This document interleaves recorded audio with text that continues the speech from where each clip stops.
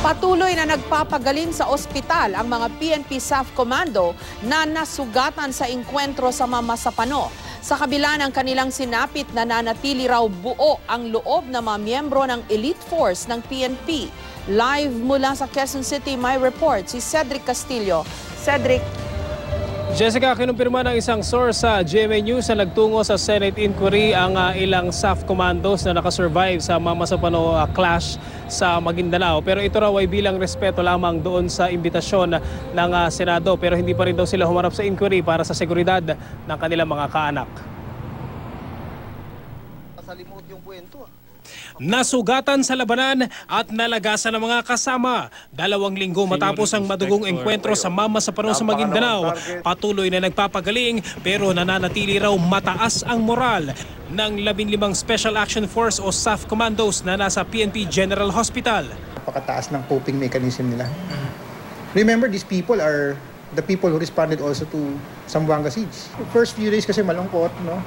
They, a little bit of surprise of what happened, knowing that they have successfully accomplished their mission.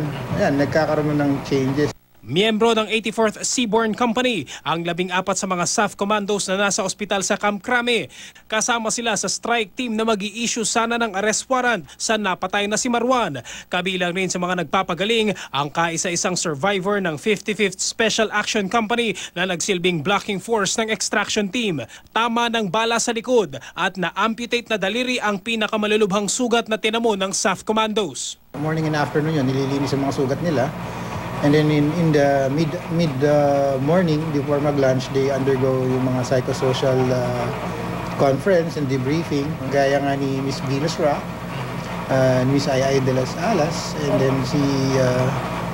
then si Miss Ellen Adarna. No? So these people took time out to see them, and nakakatulong kasi, nakaka-boost ng moral. Sa kabila ng bakbakang napagdaanan, buo pa rin daw ang loob ng mga miyembro ng elite force ng PNP. Actually, some of them are eager to go back agad, no? Para sa seguridad ng mga kaanak ng SAF Commandos, hindi pinapayagang makuna ng larawan o video ang mga nagpapagaling na pulis. Batid daw ng PNP na hindi pangkaraniwang target ang dating nasa most wanted list ng FBI sa Amerika na si Marwan. Sa ngayon, wala pa naman daw na ire-report na banta sa mga kaanak ng SAF Commandos. We can easily deploy personnel sa kanilang mga area or kanilang for these families to ensure yung kanilang safety. Just in case magiging issue.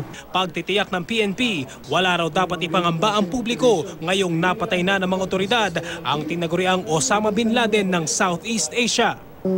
Alert level naman tulad nung dati nananatiling mataas sa Mindanao area, sa area po ng Visayas and Luzon, manageable level naman. Binabantayan namin yung possibility of possible retaliatory attack.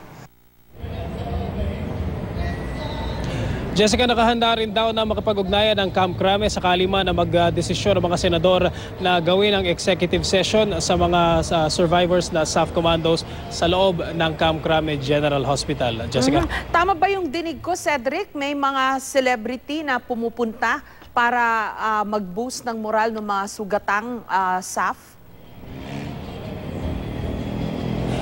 Tama yan, Ma'am Jess, at least 3 mga celebrities na yun na mention nung health service ng PNP sa atin na dumalaw dun sa mga SAF commandos na sugatan. Ito raw ay bilang bahagi pa rin ng kanilang psychosocial recovery at napagalaman din natin na may advice doon sa mga celebrities na pumunta doon na bawal silang kumuha ng litrato para na rin doon sa seguridad ng SAF commandos, Jessica. So bukod sa ginagamot yung kanilang mga sugat, may psychosocial counseling din na ginagawa. Cedric, tama ba?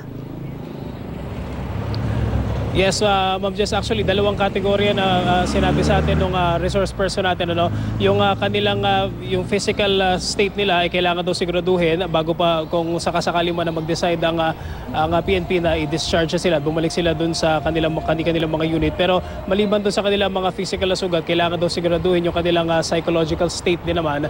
After all, hindi naman daw may tatanggi na traumatic, yung very traumatic in fact, yung kanilang na-experience daw. At may possibility rin daw kasi na nag-accumulate itong trauma na ito, no? In fact, yung ilang mga members nitong SAFA troopers na napaenkwentro dito sa Mamasapano nitong 2 weeks ago ay mga kasama rin daw doon sa Zambo Siege noon ng mga nakaraang taon.